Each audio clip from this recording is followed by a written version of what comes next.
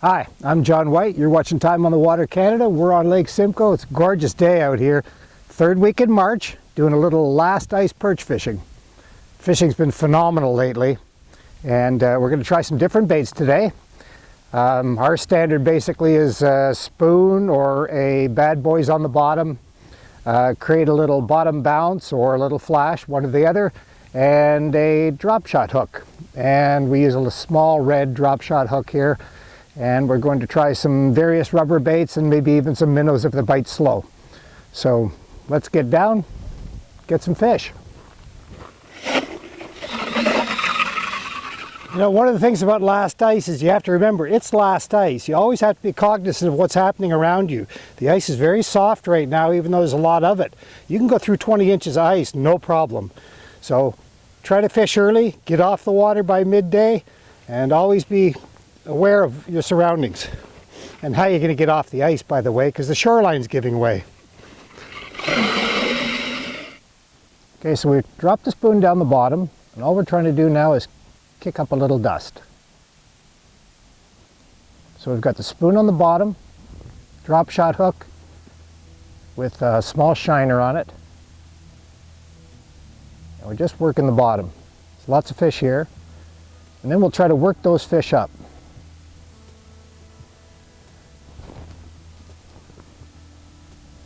And there's a miss, and there's another one.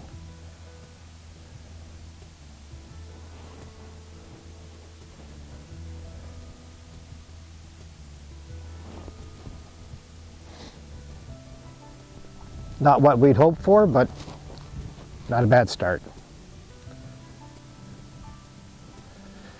It's spawning time for perch right now, even though we still have 12 to 15 inches of ice. And the perch are beginning to stage to the spawning areas, and they're moving into funnels, and we call them the funnels to spawn. And you can get a lot of large fish schooling together, and then you'll get a lot of small fish. And what happens is that the large fish come in and they push the small fish out of the way. When they're aggressive and they want to feed, that's what they're doing. So also, the baits that we're using today can be a goby bait. We notice they're eating a lot of gobies. But at this time of the year, the crayfish start to spawn as well, and they're also staging. We call it the crayfish walk. And there's a regular smorgasbord down there for the very large perch. And a 12-inch perch has no problem eating a 3-inch crayfish. And again, all we're trying to do is kick up a little dust on the bottom. Small movements are much more effective. And then lift. Let it fall down again. Don't jerk it all over the place. It's too erratic. If fish are really aggressive, then it doesn't matter, but so far, the indications are they're not all that aggressive. There's a better fish. And as it's going down, something's coming up to meet us, so we'll just stop, wait, and set.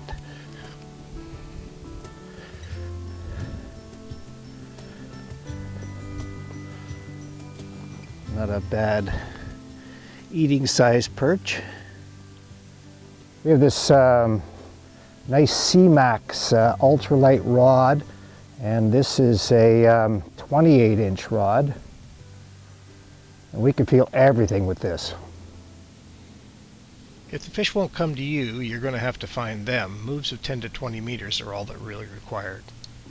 When fish are aggressively feeding, they're on the move. When they find food, they'll stay there till the supply is exhausted. If they're not aggressive, they're probably not moving. You might have to drop down right on top of them.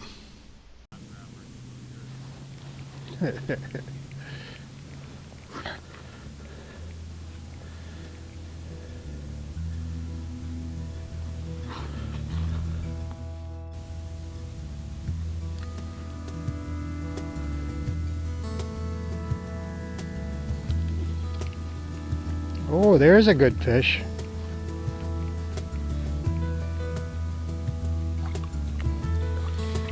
Another nice fish on a bare hook. Big perch are aggressive. They'll eat anything. We caught several fish in a row on a bare hook. In fact, we caught more fish on bare hooks than anything else.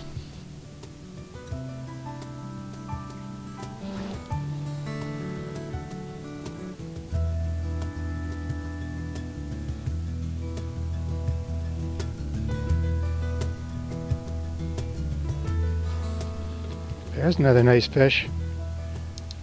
When releasing fish on bright sunny days from dark water, it leads to temporary blindness. Fish know how to get back down, but they don't know where to stop.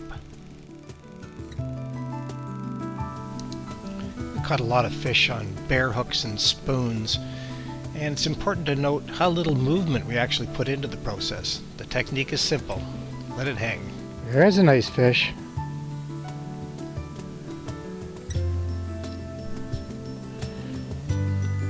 Slab grabber. The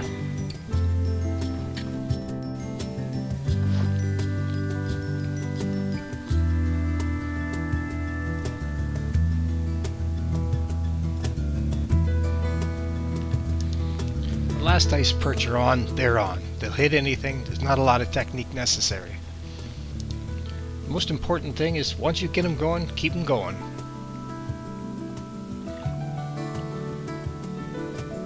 I love that bear hook.